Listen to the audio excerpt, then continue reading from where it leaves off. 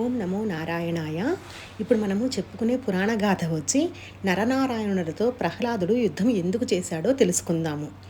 తెలుసుకునే ముందు అసలు ఈ నరనారాయణులు ఎవరో తెలుసుకుందాము. భగవద్గీతలో శ్రీకృష్ణ పరమాత్మ చెప్పి ఉన్నారు కదండి, పరిత్రాణాయ సాధూనాం వినాశాయ చతుష్కృతాం ధర్మ సంస్థాపనార్థాయ సంభవామి యుగే యుగే అని చెప్పారు. ఆ విధంగానే స్వామివారు 10 అవతారాలు, దశావతారాలు ఎత్తారని మనమందరికీ తెలుసు. అవి మత్స్యావతారము, కూర్మావతారము, వరాహావతారము, నారసింహావతారము, వామనావతారము, పరశురామావతారము, రామావతారము, కృష్ణావతారము, బుద్ధావతారము, కల్కి అవతారము. ఈ దశావతారాల గురించి అందరికీ తెలుసు. కానీ ఈ నరనారాయణ అవతారం ఏంటో తెలుసుకుందాము. స్వామివారు విష్ణుమూర్తి మొత్తం 24 అవతారాలు ధరించారని చెప్తారు. కొన్ని ప్రసిద్ధి చెందినవి, కొన్ని మరుగున పడిపోయినవి.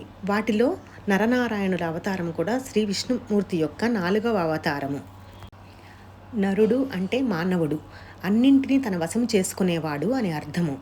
నారాయణుడు అంటే నరుని శరీరంతో అవతారం ఎత్తినవాడు అని అర్థము. నారములు అంటే నీటిని నివాసం చేసుకునేవాడు అని అర్థము. అంతేకాకుండా ఆ శ్రీ మహావిష్ణువు పాలకడలిలో శేషపాన్పుపై యోగనిద్రలో ఉంటూ ఉంటాడు.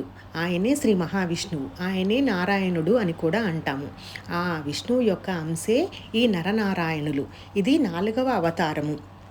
ఇది భాగవతంలోని 2వ స్కందము 7వ అధ్యాయంలో నరనారాయణుల యొక్క అవతార విశేష ఘట్టము చెప్పబడి ఉన్నది. వీరు ధర్ముడు, మూర్తి అనే ఋషి దంపతులకు జన్మించినారు. ధర్ముడు ఎవరంటే బ్రహ్మ కుడి వక్షస్థలం నుండి జన్మించిన అతను. మూర్తి దక్షుని 24 మంది కూతురులలో ఒకరు. వీరిద్దరికీ జన్మించిన వారే కమల పిల్లలు అయిన నరనారాయణులు. వీరు పుట్టుకతోనే దివ్య తేజస్సుతో పుట్టారు. వీరు కారణజన్ములు.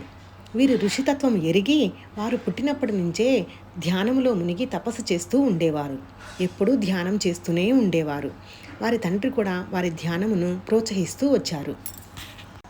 ఈ నరనారాయణులు ఉత్తరాఖండ్ రాష్ట్రంలోని బద్రీనాథ్ సమీపంలో బదరికాశ్రమమును ఏర్పాటు చేసుకుని కొన్ని వేల సంవత్సరాలు తపస్సును మొదలుపెట్టారు. వారు తపస్సు చేయడము ఇంద్రునికి తెలిసి వీరు ఇంద్రసింహాసనం కోసం తపస్సు చేస్తున్నారేమోనని భావించి వారి తపస్సును భగ్నం చేయడానికి మొదటగా మహర్షులను పంపించారు. మహర్షులు నరనారాయణుల దగ్గరికి వచ్చి మీరు తపస్సును మానివేయండి అని చెప్పారు. కానీ వారు వినలేదు.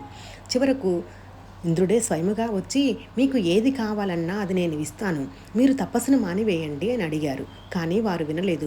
మేము ధ్యానం చేస్తాము అని చెప్పి వారు తపస్సులో నిమగ్నులై ఉన్నారు.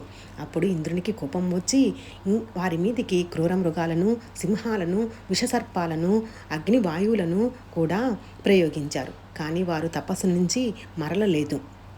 చివరకు ఇంద్రుడు 108 మంది అప్సరసలను పంపించి అక్కడ అల్లరి చేయమని చెప్పాడు. వారి నాట్యం చేస్తూ అల్లరి చేస్తూ ఉన్నారు. ఆ అల్లరికి నరనారాయణులు ధ్యానం నుంచి భగ్నమయ్యి ఒక చిరునవ్వు నవ్వి ఇదంతా ఇంద్రుడు చేస్తున్న పని అని నవ్వి వారు అప్సరసలతో ఈ విధంగా అన్నారు, మేము ఇంద్రుని సింహాసనం కోసం తపస్సు చేయడం లేదు, లోక కళ్యాణం కోసం తపస్సు చేస్తూ ఉన్నాము. ఇది ఇంద్రునికి చెప్పండి.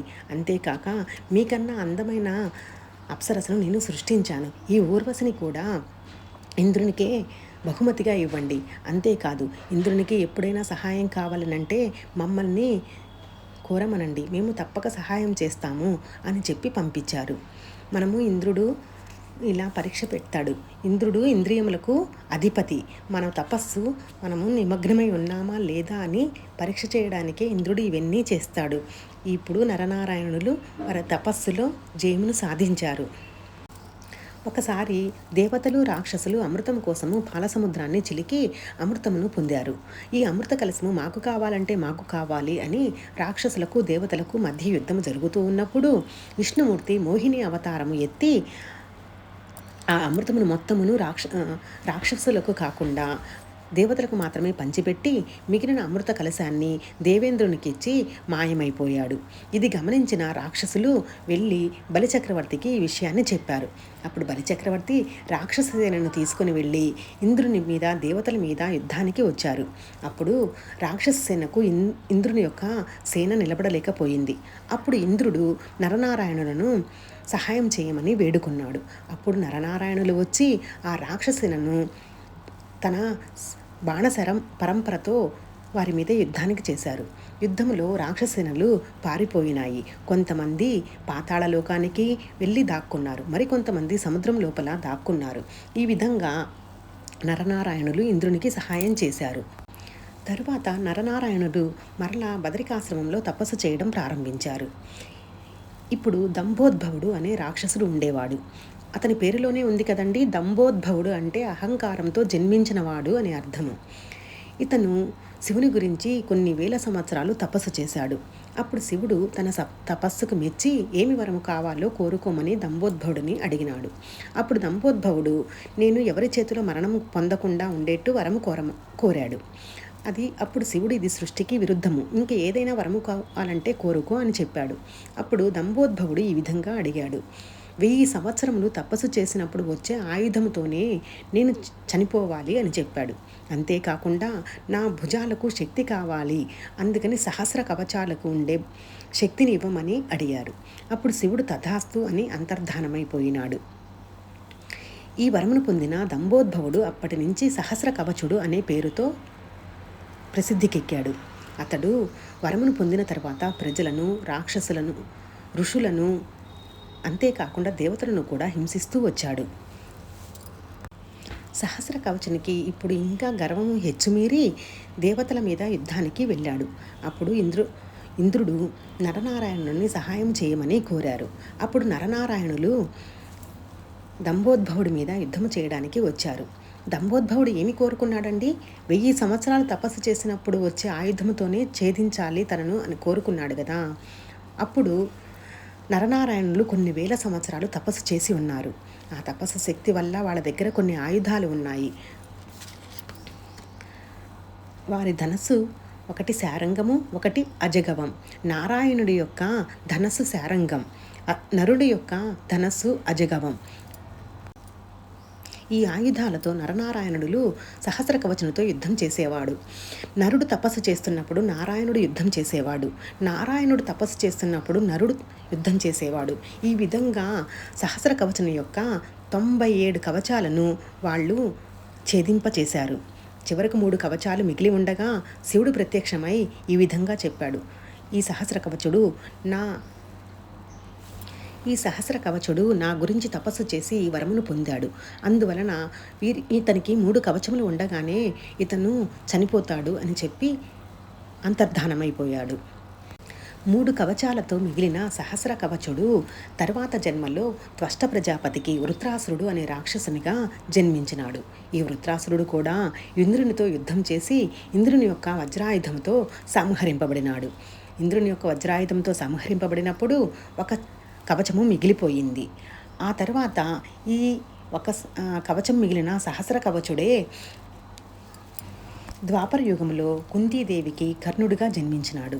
ఈ కర్ణుడే నరనారాయణులైన శ్రీకృష్ణార్జునుల చేతిలో వధింపబడినాడు. ఈ విధంగా దంభోద్భవుడి సంహారము నరనారాయణుల చేతిలో జరిగింది. ఈ విధంగా నరనారాయణులు బ్రహ్మధర్మమును క్షాత్రధర్మమును రెండింటినీ పాటిస్తూ ఉండేవారు. బ్రహ్మధర్మము అంటే సత్వగుణముతో ఉండి తపస్సు చేసుకుంటూ ఉండడము. క్షాత్రధర్మము అంటే అహింస చెలరేగినప్పుడు దానిని నిర్మూలించడానికి యుద్ధం చేయడము వంటివి చేస్తూ ఉండేవారు. హిరణ్యకశిపుడి వధ తరువాత నరసింహస్వామి ప్రహ్లాదుడికి పట్టం కట్టాడు. విష్ణు భక్తుడైన ప్రహ్లాదుడు పాతాళలోకంలో జనరంజకంగా పరిపాలన చేయడం సాగించాడు.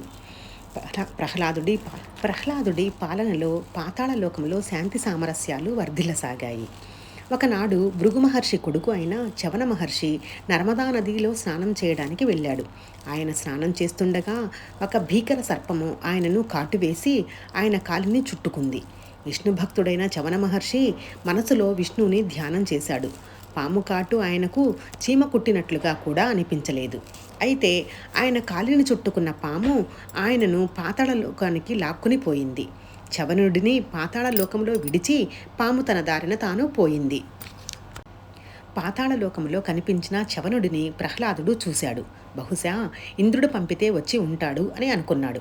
చవనుడి వద్దకు వెళ్ళి పలకరించాడు. మహర్షి, తమరెవరు? ఇలా దయచేశారేమిటి? దేవతలు ఎవరైనా పంపితే వచ్చారా?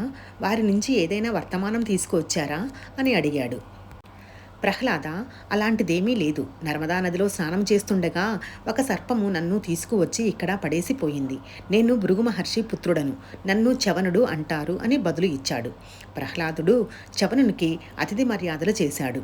ఉచితాసనంపై కూర్చొండబెట్టాడు. చవనుడు కాస్త సేద తీరాక అతడితో ఆధ్యాత్మిక విషయాలు మొదలుపెట్టాడు. మహర్షి, భూలోకంలో తమరు ఎన్నో తీర్థాలను, క్షేత్రాలను దర్శించుకొని ఉంటారు కదా. వాటిలో గొప్ప పుణ్యక్షేత్రాన్ని కలిగించే తీర్థాల గురించి చెప్పండి అని వినయంగా అభ్యర్థించాడు. అప్పుడు చవన మహర్షి ఈ విధంగా చెప్పాడు. నాయన ప్రహ్లాద, భూలోకంలోని భరతఖండములో నైమిసారణ్యము ఉన్నది. అది తాపసులకు ఆలవాలము. అక్కడ నైమిస తీర్థము ఉన్నది. భూలోకంలో ఇది ఉత్తమమైనది. ఆకాశంలో పుష్కర తీర్థము ఎంతటి ఉత్తమమైనదో నైమిస తీర్థము అంతటి ఉత్తమమైనది. వీటిలో స్నానము ఆచరించిన వారికి ఇహపరాలలో సుఖసౌఖ్యాలకు లోటు ఉండదు అని చెప్పాడు చవనుడు. కొన్నాళ్ళు ప్రహ్లాదుడికి అతిథిగా ఉన్న తర్వాత చవనుడు తిరిగి భూలోకానికి వెళ్ళిపోయాడు. చవనుడి మాటలతో ప్రభావితుడైన ప్రహ్లాదుడు ఆయన చెప్పిన తీర్థాలను సందర్శించుకోవాలని అనుకున్నాడు. ఒకనాడు సుముహూర్తం చూసుకొని పరివారంతో సహా ప్రహ్లాదుడు తీర్థయాత్రకు బయలుదేరాడు. మొదట నైమిసారణ్యానికి చేరుకున్నాడు. అక్కడ నైమిస తీర్థంలో స్నానం చేసి పితృతర్పణాలు విడిచాడు. అక్కడ ఉన్న పురోహితులకు యథావిధిగా దానాలు చేశాడు. తర్వాత నైమిసారణ్యంలో సంచరిస్తూ వేటకు బయలుదేరాడు. కొంత దూరం వెళ్ళాక ఒక చెట్టు కింద తపస్సు చేసుకుంటున్న ఇద్దరు మహర్షులు కనిపించారు. వారికి నీడ కల్పిస్తున్న చెట్టు కొమ్మలకు విల్లంబులు వేలాడుతూ కనిపించాయి. ఆ మహర్షులిద్దరూ నరనారాయణులు. ఆ చెట్టుకు వేలాడుతున్న ధనస్సులలో ఒకటి శారంగం, మరొకటి అజగవం. వాటికి తోడుగా 2 అక్షయ తుణీరాలు. శారంగం నారాయణుడి ధనస్సు, అజగవం నరుడి ధనస్సు. అప్పుడు ప్రహ్లాదుడు తాపసుల వద్ద ఆయుధాలను చూసి ఆశ్చర్యంతో పాటు ఆగ్రహం కూడా వచ్చింది. వారి వద్దకు వెళ్ళి, మీరు కపట సన్యాసుల్లా ఉన్నారు.